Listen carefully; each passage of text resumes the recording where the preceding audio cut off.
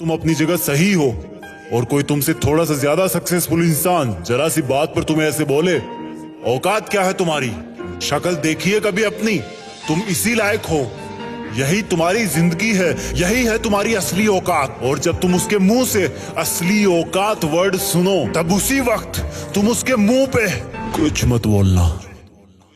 गुस्सा आए तो कंट्रोल करना, रोना आए तो उसके सामने मत रोना, बस उसको एक प्यारी सी स्माइल देना और फिर अपने बचे हुए काम को पहले खत्म करना।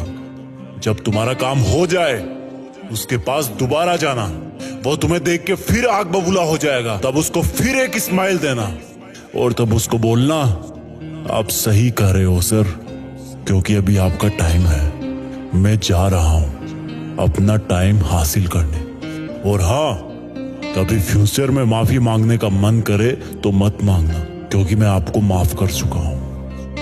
बोल के वहां से चल देना, कुछ देर के लिए अकेले हो जाना, रोने की तीव्र इच्छा हो तो अकेले में रो लेना, फिर एक डायरी निकालना, उसमें आज से 5 साल बाद की एक तारीख लिखना, फिर उसको कहीं सुरक्षित अलमारी में रख देना, क्योंकि वो तुम्हारी डेडलाइन है।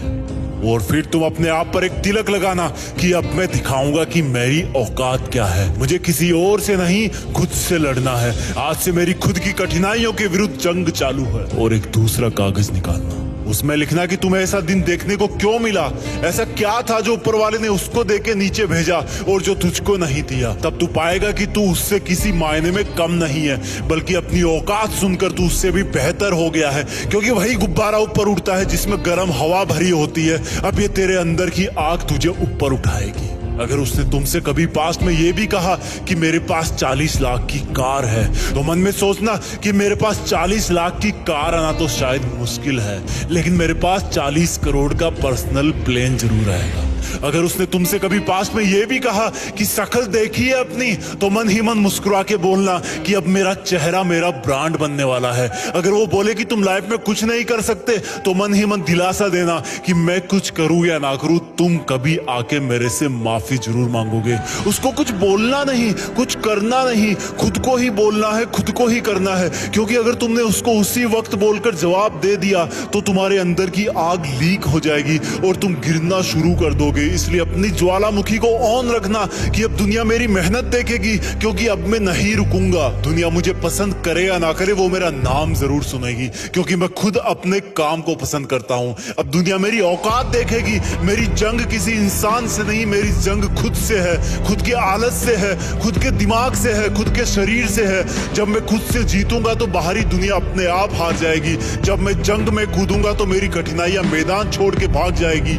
इस शहर से डरना मत मुसाफिर, यहाँ ठोकर खाते रहने पर ही मंजिल मिलती है। यहाँ कई तुम्हें तुम्हारी औकात दिखाएंगे, लेकिन तुम उनसे लड़ना मत, अपनी एनर्जी वेस्ट करने के लिए उन पे चढ़ना मत। ठान लेना कि बात से नहीं काम से जवाब दूंगा, गुस्से से नहीं डराऊंगा उसको तो मैं इमोशनल करके रुलाऊंगा। जब मेरी औकात दिखाने वाले को एहसास होगा कि उसने कितनी बड़ी भूल की थी, और फिर 5 साल बाद तुम्हारी औकात दिखाने वाला इंसान उस शहर के मेन चौराहे पर लाल बत्ती पर रुकेगा, तब उसके बराबर एक सुपर लग्जरी कार आके खड़ी होगी। वो जब उसकी तरफ देखेगा तो शीशे से कुछ ना दिखेगा उसको। फिर एकदम से उसका ध्यान कार से ऊपर होते हुए पास की एक तगड़ी बिल्डिंग पर जाएगा।